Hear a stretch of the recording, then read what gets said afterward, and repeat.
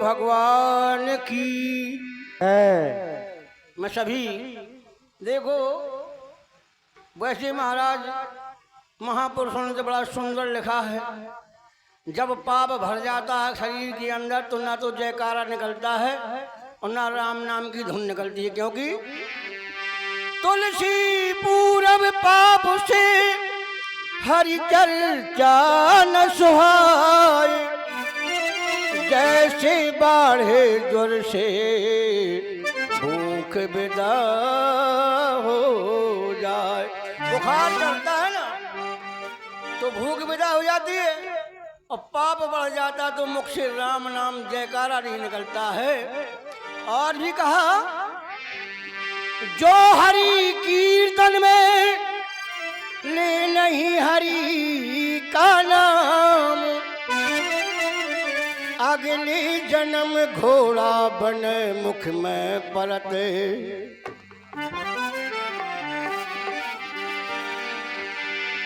इसलिए जयकारा सभी जोर से लगाएंगे। बोलिए शंकर भगवान की, संत समाज की जय, सभी भक्तों की जय। हाँ हो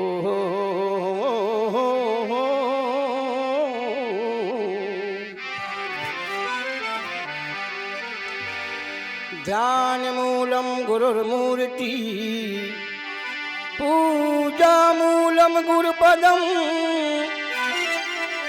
मंत्र मूलम गुरुर्वाक्यम, मोक्ष मूलम गुरु कृपा।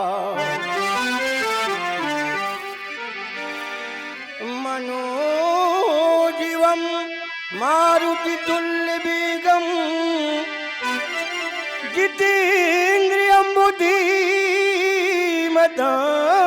वरिष्ठं, वातात्मजं वानरयूथमुख्यं, श्रीरामदूतं शरणं प्रपद्ये।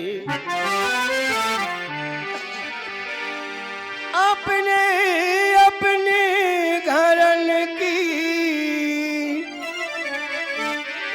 अपने अपने घरन की, सब काहू को पीर, उन्हें पीर सब घरन की। धन्य धन्य रघुबीर सियावर रामचंद्र की। अर्चनी बंदनी प्रातः स्मरण पूज आचार्य सदगुरुदेव चरण, उनके पावन चरणों को बार बार साष्टांग प्रणाम करते हुए, हमारे पूज्य स्वामी ब्रह्मलीन माधवन जी महाराज जी के पावन चरणों को कोटसा प्रणाम करते हुए, और हमारे बांदा से पधारे हुए पूज्य स्वामी रामदास जी महाराज, वृंदावन से पधारे हुए सभी हमारे शास्त्री गण आचार्य गण, सबके पावन चरणों को बार बार नमन करते हुए, और हमारे इस मंच पर आर्गन वादक, डबल नाल वादक और बहुत सुंदर कलाकार गायक फनकार आए हुए हैं आपके नगर में। रेडियो सिंगर चंदपाल भैया और हमारे सखी महाराज और हमारी नन्ही मुन्नी बच्ची, बड़ी सुंदर गाती है, बड़ी सुंदर आवाज है। क्या कहना है, परमात्मा की देन है और यह सरस्वती की कृपा है। इन सबको मैं प्रणाम कर रहा हूँ, बार बार नमन कर रहा हूँ। मैं कोई गायक वायक नहीं, थोड़ा सा बहुत गा लेता हूँ, थोड़ा चौपाई पढ़ लेता हूँ, यही है मेरे पास। गायक कलाकार तो आपके पूरा मंडल आया हुआ है, बड़ा आनंद आएगा आज रात में, क्योंकि भजन संध्या है।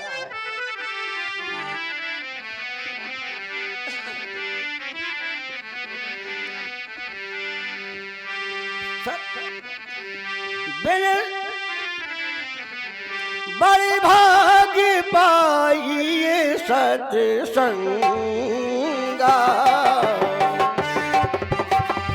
बड़े भाग्य पाइए सत्संगा, बिना प्रयास होने में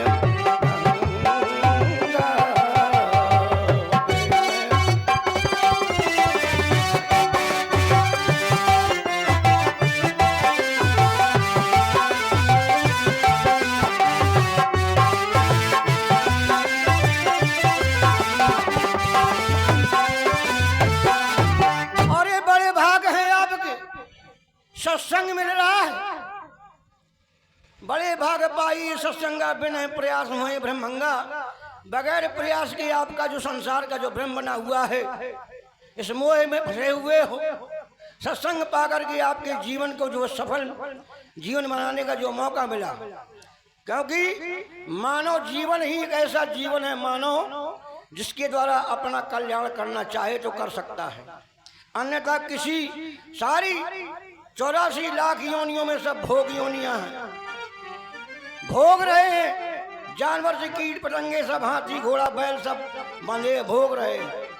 ये है कर्म योनि। अपने कर्म के द्वारा ही अपने जीवन को संभाल सकते हो, क्योंकि ये विधि प्रपंच गुण अवगुण सना, बगैर दो चीजों के मिलाने से कोई चीज बन नहीं सकती। घड़ा भी बनाएंगे तो पानी मिट्टी का, इसीलिए जो शरीर बना है गुण और अवगुण से सना हुआ है प्रपंच वाला। पंच भौतिक शरीर गुण और अवगुण से सना है, लेकिन गुण अवगुण जानत सब कोई, जो जय भाव नीकता सुन। अब आप समझ लो कि हमें गुणों को पकड़ना है कि अवगुणों को पकड़ना है, क्योंकि शरीर में गुण भी है और अवगुण भी है। इस अंगुली से हम किसी को इशारा करके भगा सकते हैं और इसी से हम किसी की मौत भी। और ये दृष्टि अच्छा देखने के लिए है, बुरा देखने के लिए नहीं।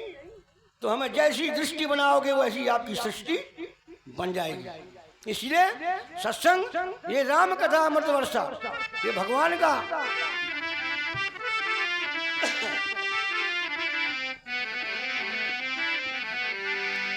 और ये अमृत वर्षा हो रही है इस नगर में। बारे साही राम सोया से बारे पारी, बारे साही राम सोया से बारे पारी, मधुरे मनोहर मंगलकारी, मधुरे मनोहर।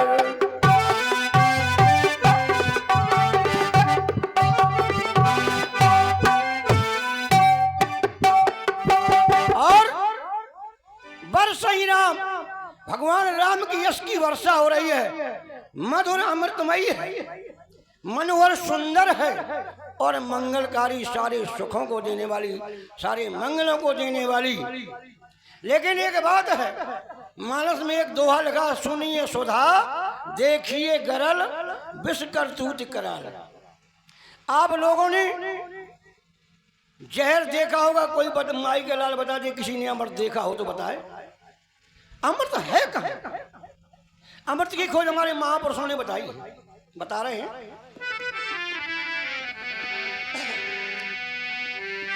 शशि में लखावे कोई, सिंधु में बतावे कोई।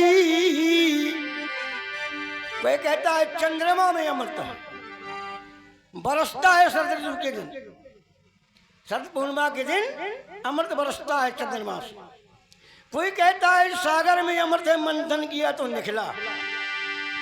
शशि में लखावे कोई, सिंधु में बतावे कोई। त्रियाधिरानन शेष राजधानी में।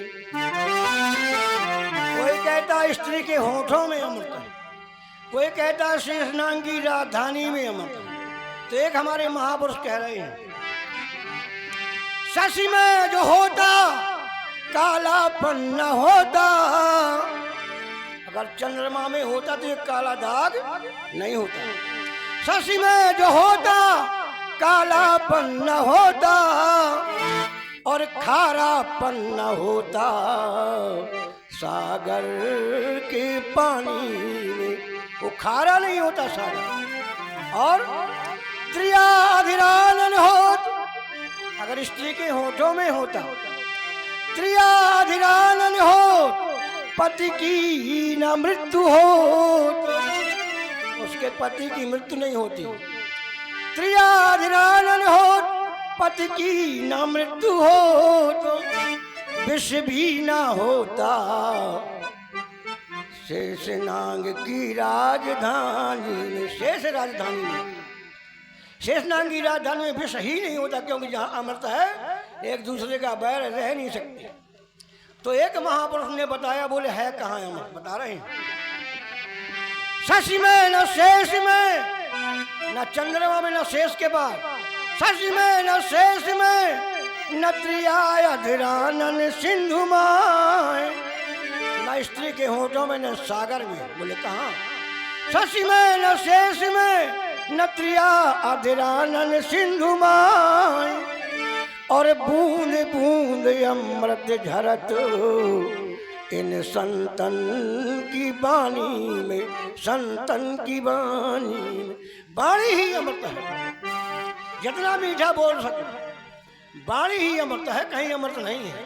इसलिए मीठापन हमारी बच्ची का जो गायन था, उसकी वाणी में जो अमृत था, वो यहाँ बड़ा सुंदर लगा हमको। और भगवान करे इसको बहुत ज़्यादा शीघ्र आगे को बढ़ाता चला है। परमात्मा से यही कामना करेंगे, यही प्रार्थना करेंगे। और सत्संग की जो महिमा हमारे हरिशरण जी ने, हरिकेश जी ने, इनका नाम रोहितक में हरिकेश चलता है। हरिकेश जी ने बड़े अथक प्रयास के द्वारा ये महापुरुषों को बुला करके वृंदावन से महामृत्युंजय का जाप कराया, और उसी पर ये उपलक्ष्य पर ये सत्संग रखा। और हमारे जिन बिछड़े हुए हमारे पुराने साथी थे, आज सबका दर्शन हो गया। मैं उन सबको नमन करता हूँ। और सब मिल गए, बड़ी खुशी की बात है। बड़ा अच्छा मौका मिला मुझे आने का।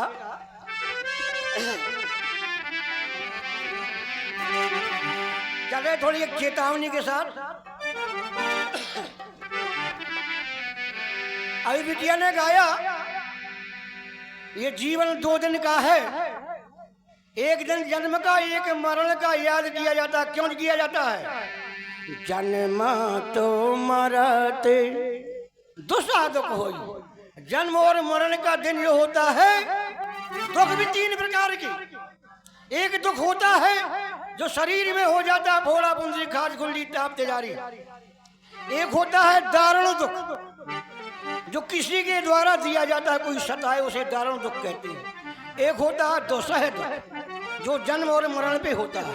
ये 3 प्रकार के दुखों का निवारण केवल परमात्मा की भक्ति है। और परमात्मा का नाम है, संकीर्तन है। 2 बार प्रभु का नाम बाद में, सभी 2 बार प्रभु का नाम लेंगे। बोलो श्री राम जय राम।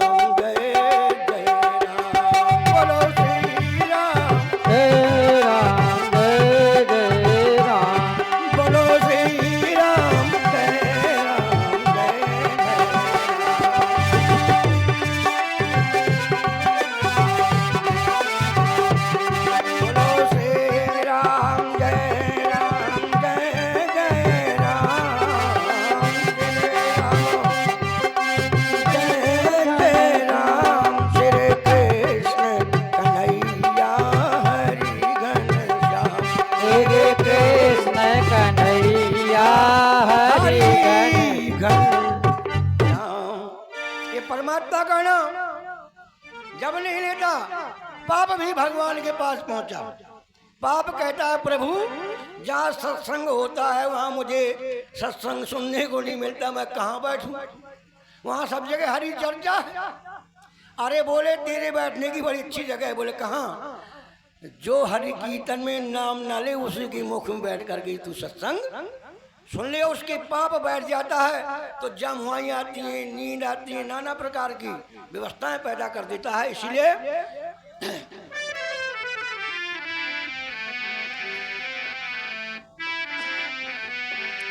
यार खबर कर, जिस दिन मौत का पैगाम आएगा, कहेगा क्या, सुनेगा क्या, बहाना बनाएगा। तो कह देना फुर्सत नहीं, अभी कुछ काम बाकी है, पड़ा है लेना देना, बाद में लड़के की शादी है। और संसार के बंधनों में बंध गया। अब भूल गया उस परमात्मा को। जब माँ के गर्भ में उल्टा लटका था, मल मूत्र मुख से निकलता था, प्रार्थना करता था प्रभु जिस नरक से निवार दो, मैं परमात्मा आपका भजन करूंगा। इसलिए बताया अरे राम भजन कर ले दीवानी, क्यों करता नादानी तेरी, 2 दिन की जिंदगी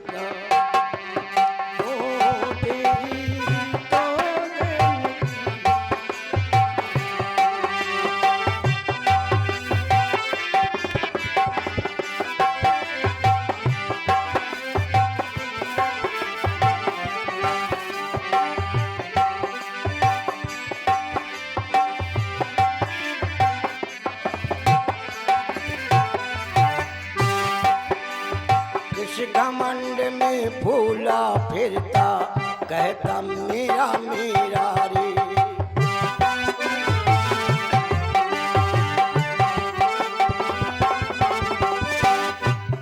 और एक घमंड करता है, मानव जन्म मिल जाता है और सब फ्री में मिल जाता है, माता पिता परिवार जमीन जायदाद गोत्र परिवार सब फ्री का है, और कुछ लेके नहीं आया है और न कुछ लेके जाना है।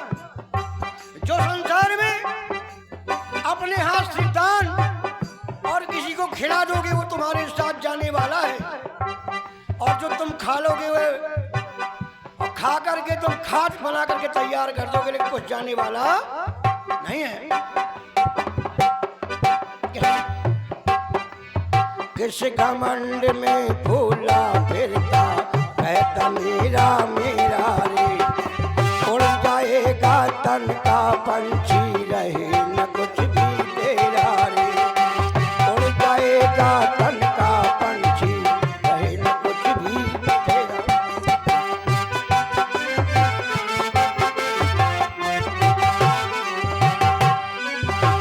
भाई बंधु और कुटुंब कबीला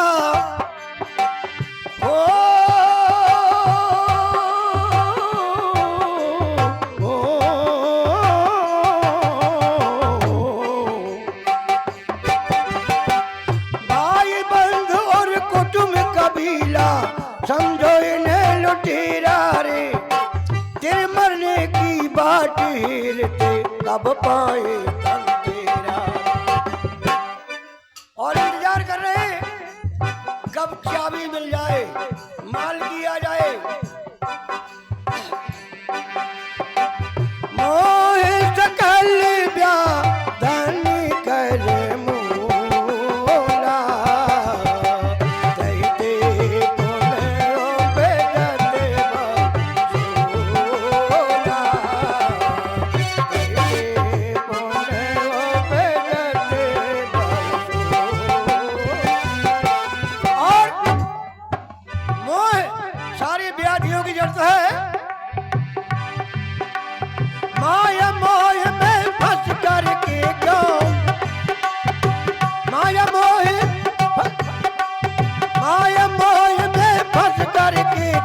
उठा रहा है रानी तेरी, 2 दिन की जिंदगानी, तेरी 2 दिन की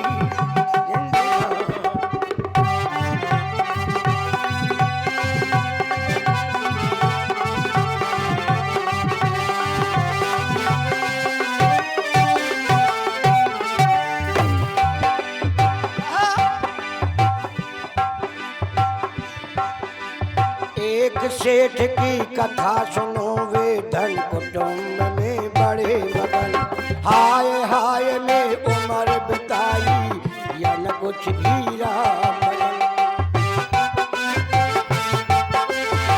और गोस्वामी जी कह रहे हैं, राम भजन बिन सुनहु खगेसा, मिटे न जीवन केर कलेसा। और ये शरीर भजन के लिए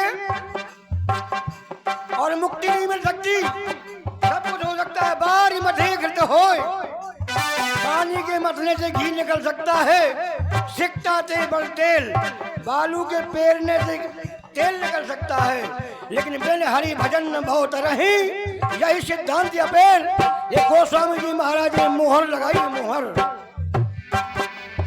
एक सेठ की कथा सुनो बे, धन कुटुंब में बड़े हाय हाय में उम्र बिताई, कुछ भी समय आखिरी आया तो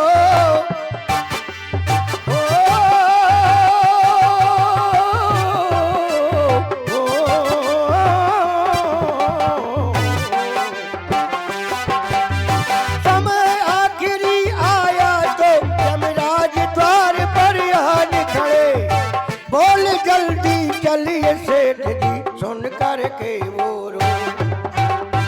और यमराज जी पहुंच गए सेठ को लेने। सेठ शरीर रूपी सेठ है, सबको जाना पड़ेगा। और सेठ बन करके सब डाड़ी मारते हैं, पति पत्नी से पत्नी, पति से बाप, बेटा से बेटा, बाप से, सब लगे हुए एक दूसरे की डाड़ी मारने के लिए। सब एक दूसरे झूठ बोल करके काम करते हैं। क्या कह रहा है? अभी तो मैं कुछ कर नहीं पाया,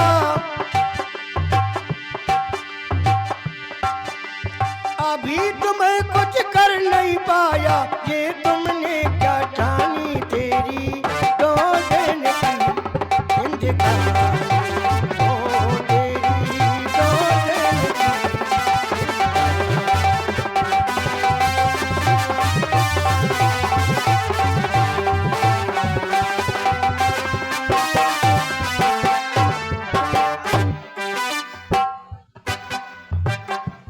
लेकिन बंधुओं, यमराज जी से कहने लगा सेठ कि प्रभु आप मुझे पहले कोई संदेशा भेज देते तो मैं तैयारी कर लेता। आपने कोई सूचना नहीं दी और सीधे चले आए। कहता है सेठ, प्रथम खबर मुझको मिल जाती, इंतजाम सब कर।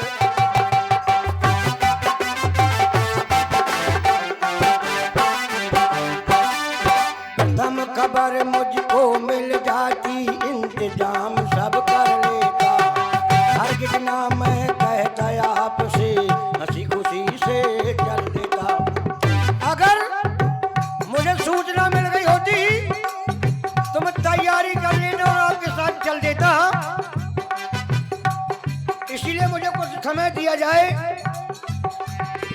इससे अब कुछ दिन की मोहलत,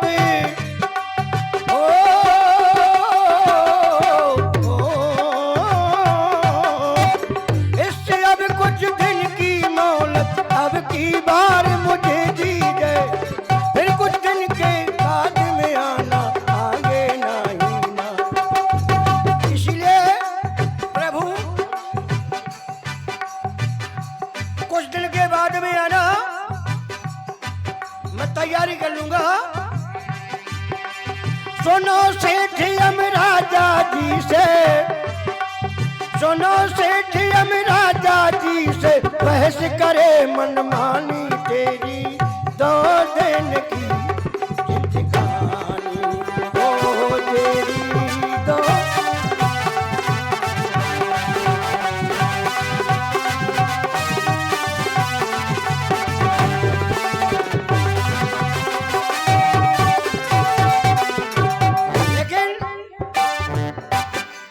यमराज जी ने कहा, अरे सेठ मैंने आपको 3 सूचना भेजी, 3 नोटिस भेजे, तूने एक भी स्वीकार नहीं किया, न लिया।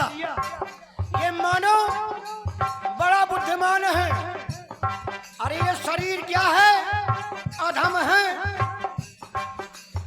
ये पंचरत्न दिया है अधम शरीर। अधम जानती क्या है? अधम का भाव जानती है? अधम क्या कहलाता है?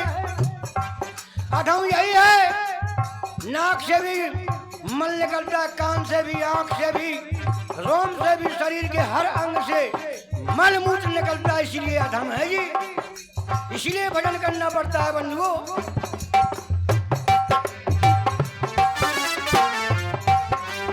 कहाँ लगे यमराज कि तुमको 3 संदेश दिए मैं।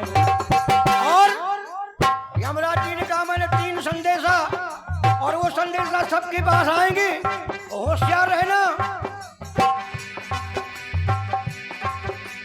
कहाँ लगे यमराज कि तुमको 3 संदेश दिए मैंने, फंसा रहा गफलत में हर दम वो नहीं याद किए तुम। और संसार के इस माया की चक्कर में फंसा रहा और नोटिसों को भूल गया जो मैंने भेजे संदेशा। और संदेशा आते ही याद रखना। प्रथम संदेश दिया बालों से,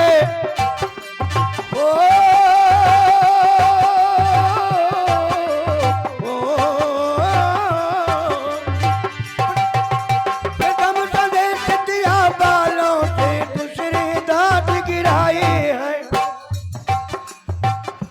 जब पहला संदेश आता है ना, ये बाल सफेद हो जाते हैं। लेकिन यहाँ का मानो बड़ा बुद्धिमान है, नोटिस स्वीकार नहीं करता और बाल को डाई लगा करके काले कर लेता है, स्वीकार नहीं करता। और दांतों की पत्ती सी लगवा लेता है, लेकिन मानता नहीं है। प्रथम संदेश दिया बालों से, दूसरे दांत गिराए हैं, तीसरे भाई आंखों से अंधे कहते खबर न पाए। आंखें भी फोड़ दी, दांत भी तोड़ दिए और बाल भी सफेद कर दिए। तब यमराज जी ने क्या कहा, अब तो चलना पड़े सेठ जी, अब तो चलना पड़े सेठ जी, चला ना चतानी। अब तो चलना पड़े सेठ जी, चला ना चतानी तेरी दो दिन की।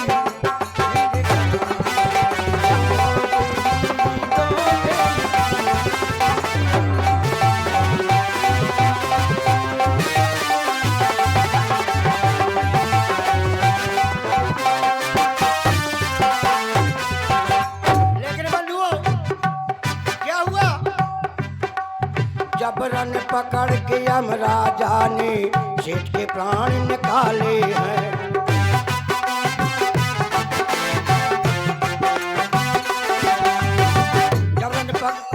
जबरन पकड़ के यमराजा ने सेठ के प्राण निकाले हैं। करनी खोटी करी जलम भरता से नरक में डाले, करनी खोटी करी जलम भरता से नरक में डाले हैं। इसलिए सुनो भाई बहनों इस जग में, सुनो भाई बहनों इस जग में अमर नहीं है कोई रे। सोच समझ के कदम उठाना, यहीं पे दुर्गत हो वहाँ न दुर्गत नहीं होना। सब पाई पाएगा। हमारे रामानंद जी कहते थे हिसाब पाई पाई का हो जाएगा, ये राज नहीं है पोपा बाई का। शरीर छोड़ गए अपना एक हिसाब होगा। तब कृष्ण मंडल और चंचल जी से, कृष्ण मंडल और चंचल जी से नित नई सुनो कहानी तेरी दो दिन की। जिंदगी कहानी ओ तेरी दो दिन की।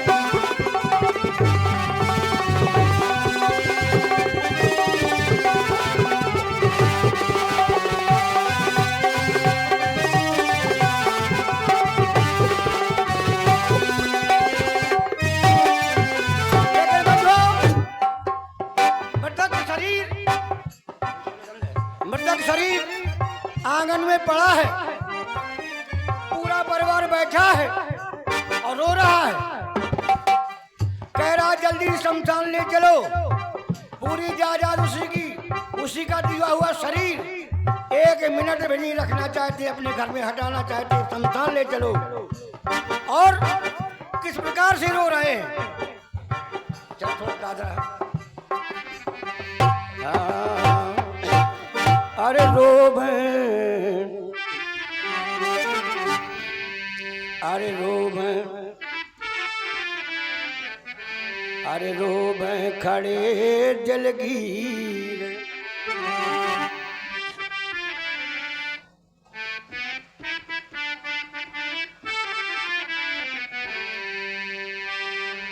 अरे रोबे खड़े दिलगीर, चाहने वाले, अरे रोबे खड़े दिलगीर, हमारे गोने की तैयारी, रोबे खड़े दिलगीर, हमारे गोने की तैयारी,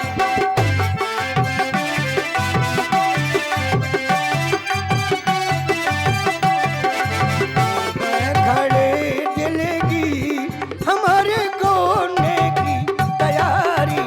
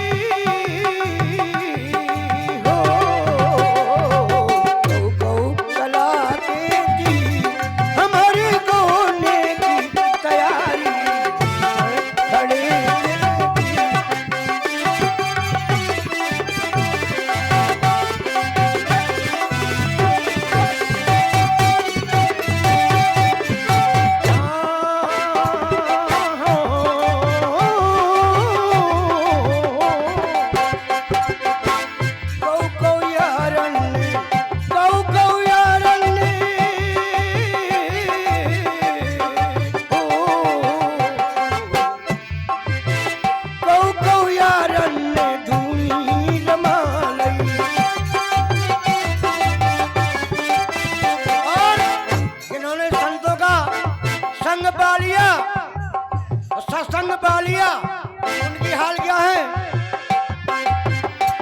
कौ यारन ने, कौ यारन ने, कौ यारन ने धुनी रमालई, धुनी रमालई, धुनी रमालई,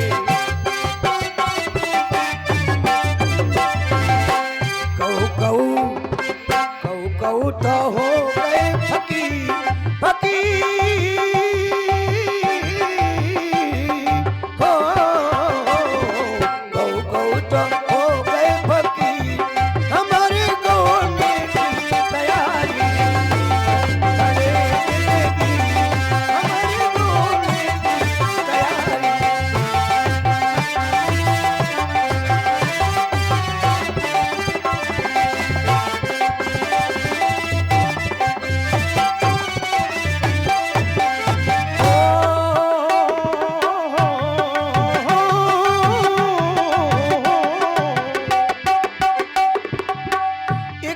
सबका जो आया सो जाएगा, राजा रंक फकीर, कोई सिंहासन चढ़ चले, कोई बना जंजीर, एक दिन सबका, एक दिन सबका, एक दिन सबका कौन हो,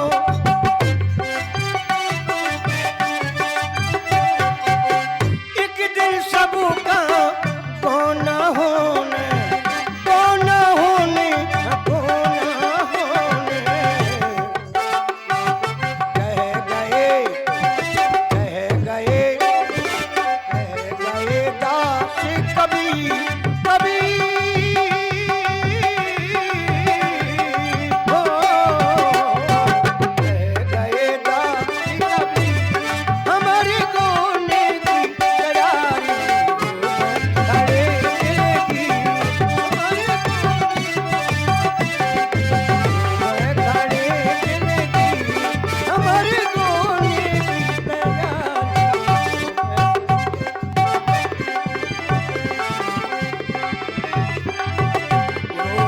खड़े दिल की हमर गौने की तैयारी खड़े